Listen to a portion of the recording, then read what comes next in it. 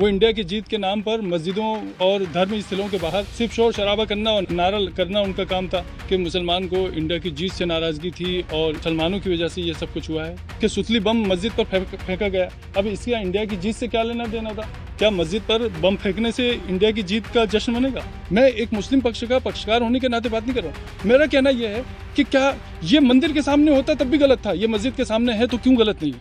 लोग इस तरह खबर फैला रहे हैं मुसलमानों क्या आग तो मुसलमानों की दुकानों में लगी है, गाड़ियां तो मुसलमानों की चली हैं और घरों में घुस के तो मुसलमानों के मारा गया।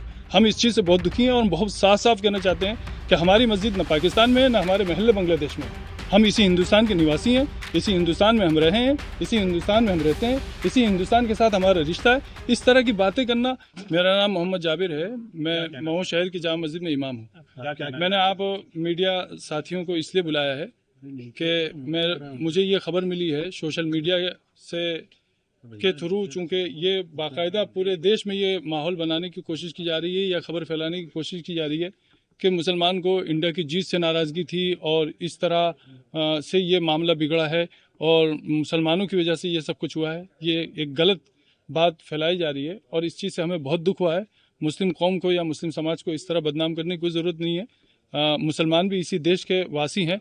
ये परसेप्शन चूँकि देश में बहुत सारे लोगों ने पहले से ही बना रखा है कि मुसलमान जो है वो देश विरोधी हैं, और जबकि कहानी यहाँ पर जो शुरू हुई है वो इस तरह शुरू हुई है कि सबसे पहली चीज़ शासन प्रशासन से जिस तरह की चूक हुई है, उन चूकों के चलते यहाँ पर यह हादसा हुआ है। दोनों तरफ के लोगों से की सहमति, शासन की, प्रशासन की मौजूदगी में और बीचवानी में रहकर ये बात रख कर ये बात तय हुई थी कि जामा मस्जिद के इस रूट से किसी तरह का जुलूस नहीं निकलेगा।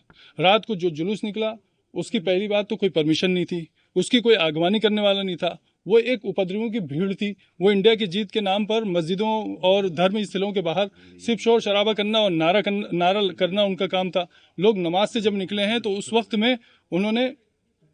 वक्त में ये भी हुआ है कि सुतली बम मस्जिद पर फेंका गया। अब इसका इंडिया की जीत से क्या लेना देना था? क्या मस्जिद पर बम फेंकने से इंडिया की जीत का जश्न मनेगा?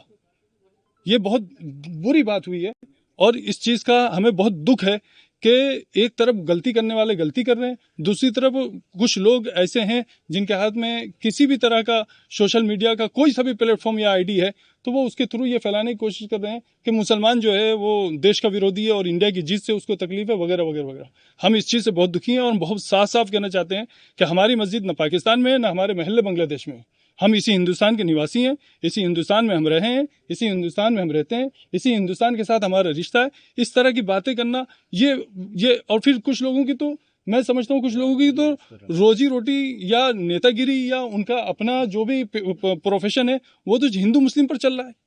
तो उन लोगों के पास पद है या ओहदा है या पावर है, वो इस तरह की बात करते हैं, उनको शोभा नहीं देता। मतलब ठीक है, आप किसी की चापलूसी कर सकते हैं लेकिन आप किसी की बात से उस वक्त तक सहमत नहीं हो सकते जब तक उसमें सच्चाई ना हो।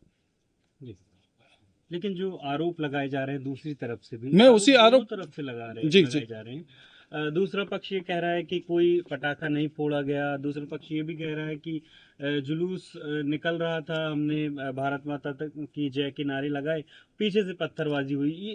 मस्जिद से ऐसा उनका इस प्रकार की वीडियो भी आई है कि मस्जिद से कुछ लोग निकल रहे हैं और समझ गया, मैं आपकी बात समझ गया। अब मेरी बात को जरा ध्यान से सुनिए। यहाँ मस्जिदों में पत्थर के ढेर लगे हैं क्या? मैं मीडिया पर्सन से बहुत खुल के बात कहता हूँ, आप पूरी मस्जिद और इसके आसपास के सारे एरिया को छान मारिए, क्या यहाँ पर पत्थर जमा किए हुए थे? एक बात। दूसरी बात, मेरा बुनियादी सवाल यह है कि जिस एरिया से जुलूस नहीं निकलना प्रशासन की मौजूदगी में बीचवानी में रहकर दोनों पक्षों के बीच तय हो चुका था, उस वक्त में जुलूस का उसी रूट से निकलना, बगैर आगवानी करने वालों और उसके संयोजकों के बगैर निकलना, नारों के साथ निकलना, नमाज के वक्त में निकलना, क्या ये सब इस देश में मतलब पनपने की बातें हैं या महू में इस तरह सद्भावना पैदा होगी? क्या ये चीज़ ठीक हुई? मेरा सवाल इंसानियत के नाते, मैं एक मुस्लिम पक्ष का पक्षकार होने के नाते बात नहीं कर रहा हूँ। मेरा कहना यह है कि क्या ये मंदिर के सामने होता तब भी गलत था, ये मस्जिद के सामने है तो क्यों गलत नहीं है? अगर ये मंदिर के सामने होता तो गलत था, तो ये मस्जिद के सामने है तो क्यों गलत नहीं है? तो ऐसी जो बातें आ रही हैं कि जुलूस तो निकाल सकते हैं, जैसा कि आपने कहा कि क्या बिना परमिशन के जुलूस निकलेंगे? मैं आपसे लिखा हुआ ले लूं? नहीं, देश की जीत के जुलूस के लिए कोई रूट तो होता है, कुछ गाइडलाइंस तो होती हैं, कुछ तो व्यवस्था होती है। नहीं तो पॉलिटिक्स अगर कोई वो होता तो बिल्कुल गाइडलाइन होती है, तो देश की जीत का तो नहीं, देश की जीत के जश्न, कि आपने बताया, मेरी बात सुनो, देश की जीत के जश्न के लिए कुछ तो, थोड़ा तो, कहीं तो कुछ तो पाबंदी होगी ना। जो वीडियो मार्केट में चल रहे हैं उसमें मुस्लिम समाज के लोग पत्थर फेंकते हुए नजर आ रहे हैं, उस पर क्या कहना है? नहीं, दूसरी तरफ से तो फूल आ रहे थे, बस यही कहूंगा मैं। यानी कि दोनों तरफ से पथराव हुआ। बिल्कुल बिल्कुल ठीक है, मैं मान रहा हूँ ना भाई, पथराव ऐसा नहीं, मैं ये नहीं कह रहा हूँ। अब रात को मुझे किसी मीडिया पर्सन ने पूछा कि साहब जिन लोगों ने किया है वो उपद्रवी थे, हाँ, मुसलमान में जिनके रिकॉर्ड खराब है उन्होंने किया, तो मैंने कहा हाँ, उधर से तो दूध के दूल्हे फेंक रहे थे। ये तो कोई बात नहीं हुई ना, मतलब अच्छा नहीं लगता। कोई एफआईआर वगैरह की गई है? नहीं, मैंने पर्सनल अभी कोई एफआईआर नहीं की है, लेकिन मेरा लोगों से, सभी तरफ के लोगों से मेरा यह आह्वान है कि अगर किसी का वाकई कोई नुकसान हुआ है तो उस नुकसान के लिए वो पुलिस को आगाह करें और अपनी नुकसानी की रिपोर्ट वाकई सच्चाई के साथ जो बात है वो प्रशासन के सामने रखें, ताकि उसके दिल में ये नहीं रहे कि भाई प्रशासन में किसी तरह की जो है निष्क्रियता है। ठीक है। एक चीज़, दूसरी चीज़ मैं एक और कहना चाहूँगा, जो आप लोगों से मीडिया वालों से आप बहुत बहुत प्यार के साथ कहना चाहूँगा कि प्लीज़ मेरी कौम पर इस तरह के इल्ज़ाम मत लगाएं। आपका नाम बता दीजिए। मेरा नाम मोहम्मद। प्रेस वाले थोड़ी लगा रहे हैं। नहीं, इस तरह के इल्ज़ाम, देखिए सुनिए मेरी बात सुनिए। दोनों पक्ष दिखा रहा है। एक और सवाल उठता है कि अभी तक जो कार्रवाई हुई है शासन प्रशासन पुलिस प्रशासन की तरफ से, उससे आप संतुष्ट हैं? अभी तो आने वाला वक्त बताएगा कि कितनी संतुष्टि मिलती है, कितनी नहीं मिलती, क्योंकि प्रशासन को भी काम करने के लिए अपना टाइम चाहिए और बिल्कुल होना चाहिए, रहेगी। और आप हमसे कहिए कि हमें क्या करना है, हम करने के लिए तैयार हैं, शांति के लिए क्यों नहीं करेंगे। हमने प्रशासन से कहा है कि हम पूरी तरह जो है, अच्छा एक चीज और, लोग इस तरह खबर फैला रहे हैं मुसलमानों ने क्या, आग तो मुसलमानों की दुकान में लगी है, गाड़ियां तो मुसलमानों की चली है, और घरों में घुस के तो मुसलमानों के मारा गया। आप मुझे 2-4 वाकई ऐसे बता दीजिए कि हिंदुओं के घर में घुस के मुसलमानों ने मारा हो, मुसलमानों ने 2-4 दुकानों को आग लगा दी हो, 10-5 बाइकें जली हो। मेरा खुला चैलेंज है भाई, मैं खुल के बोल रहा हूँ। नहीं, मेरी बात नहीं समझा। जो मैं इस घटना से जुड़े हुए मैं ये बात कर रहा हूँ कि मुसलमानों की 5 दुकान 7 दुकानों में आग लगी। मुझे आप बताइए कि ऐसे 2 दुकानों में 4 दुकानों में आग लग गई क्या?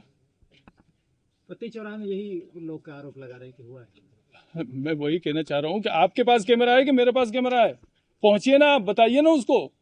अगर मैं बता दूंगा यहाँ पर कि एक मिनट जी, मैं अगर ये बता दूंगा कि यहाँ मुकेश भाई की दुकान में आग लगी है तो आप लोग सब पहुंच जाएंगे। वहां जाने के बाद जब पता चलेगा कि मोहम्मद भाई की दुकान में आग लगी है तो आप वापस कैमरा लेके आ जाएंगे। ये कुछ मीडिया पर्सनों की सच्चाई है। काजी साहब, हमने दोनों पक्ष दिखाए हैं, समस्या ये है कि दोनों पक्ष से एक ही तरह के आरोप लगाए जा रहे हैं मीडिया पर। अच्छा, मीडिया पर दोनों तरफ का? नहीं, मीडिया पर भी वो एक ऑन अ लाइटर नोट कि वो मीडिया पर नहीं, एक दूसरे की जगह पर दोनों ही पक्ष के एक जैसे आरोप हैं। वो कह रहे हैं कि वहां से आगजनी हुई, दूसरा पक्ष कह रहा है कि इधर से पत्थरबाजी और आगजनी हुई। ठीक है जी, सीसी कैमरा उठाइए, हम प्रशासन से निवेदन करेंगे और आग्रह करेंगे कि सीसीटीवी कैमरा उठाइए और उसमें चेक कीजिए और पता चल जाएगा कहाँ से आगजनी शुरू हुई। कोई बात नहीं, ठीक है, आरोप प्रत्यारोप की सच्चाई तो प्रशासन कर ही लेगा।